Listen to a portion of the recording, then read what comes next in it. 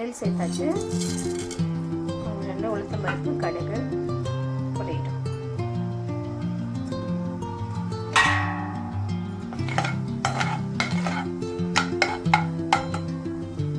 நல்லா செவந்து வந்த பிறகு கொஞ்சம் பூண்டு கருவேப்பிலை ஆட் பண்ணிட்டோம்.